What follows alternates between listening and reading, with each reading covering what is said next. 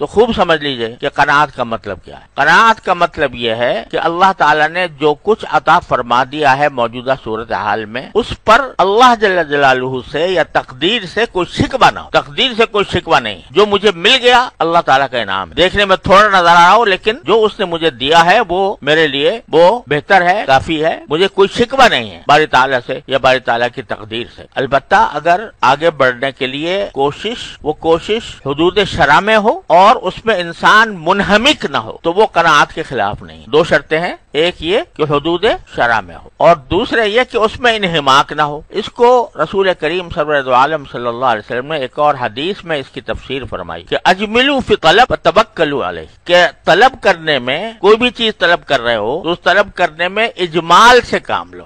اجمال کے معنی یہ کہ ظاہری طور پر جو اس کا راستہ نظر آتا ہے جائز حلال، بس اس پر اکتفا کرو۔ یہ نہیں کہ دل پہ دماغ پہ دھن سوار ہو گئی کہ مجھے تو یہ مرتبہ حاصل کرنا ہے، مجھے منصب حاصل کرنا ہے، مجھے اتنی دولت بنانی ہے، میرا اتنا بڑا مکان ہونا چاہیے، اتنا بڑا بنگلہ ہونا چاہیے، اتنی بڑی کار ہونی چاہیے، بلکہ اجملوا فی طلب، یعنی طلب میں اجمال سے کام۔ اجمال کے معنی یہ ہے کہ جو سیدھا سا راستہ ہے کوئی طلب کرنے کا وہ انسان اختیار کر لے، وہ جائز ہے، وہ قناعت کے خلاف نہیں۔ وہ کر کے پھر اللہ پر بھروسہ کرو کہ جتنی کوشش میں کر رہا ہوں وہ کوشش کس حد تک کامیاب ہوتی ہے اس کو اللہ تعالیٰ پر چھوڑ دو۔ جتنی تمہارے لیے مناسب ہوگی تمہاری طلب کامیاب ہو جائے گی، جو مناسب نہیں ہوگی تو تمہیں طلب کے بغیر نہیں ملے گا، طلب کے باوجود نہیں ملے گا۔ تو یہ توکل، تو اجملوا فی طلب میں یہ بتا دیا کہ جو سامنے کی کوشش ہوتی ہے وہ کر لینے میں کوئی مذائقہ نہیں اور وہ قناعت کے خلاف بھی نہیں۔ لیکن قناعت کے خلاف کیا بات ہے؟ نمبر ایک یہ کہ اللہ بچائے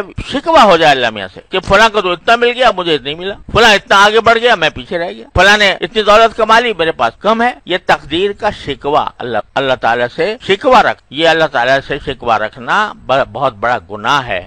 یہ ہے کہ جتنا اللہ تعالیٰ نے مجھے عطا فرمایا میرے لیے اس وقت اتنا ہی مناسب تھا، اس وقت میرے لیے اتنا ہی مناسب تھا۔ البتہ مجھے اللہ تعالیٰ نے جائز طریقوں سے آگے بڑھنے کی ممانعت نہیں کی، اس کو گناہ قرار نہیں دیا، تو میں جائز طریقے سے جتنا مجھ سے ہو سکے گا وہ آگے بھی بڑھنے کی کوشش کر لوں گا، لیکن اس پر مطمئن رہوں گا کہ اگر مجھے باوجود کوشش کے نہیں ملا تو وہ باری تعالیٰ کی مشیت ہے اور اس پر میں راضی رہوں گا۔ لوگ درخواستیں دیتے ہیں کہ بھئی ہمیں ترقی کر دی جائے، ہمیں فلاں منصب پر فائز کر دیا جائے، تو یہ طلب کوئی مضر نہیں ہے، معمول کے مطابق ہے، لیکن اب اس کو طلب کو پورا کرنے کے لیے دن رات دھن سوار ہے، انہماک ہو گیا ہے، کہیں سے سفارش کرواؤں، کہیں سے کوئی ذریعہ ایسا لگاؤں کہ درخواست منظور ہو جائے ضرور، تو کوئی اسی میں دن رات آدمی کھپا ہوا ہے، کبھی یہاں بھاگ رہا ہے کبھی وہاں بھاگ رہا ہے۔ تو طلب میں اجمال یعنی انہماک نہ ہو کہ دن رات اسی کی دھن سوار رہے دماغ کے اوپر۔ ایک مناسب طریقے سے کوشش کر لی، کامیاب ہو گئی اللہ کا شکر، نہیں ہوئی تو قناعت، جو کچھ دے دیا اللہ نے اس پر آدمی قانع رہے۔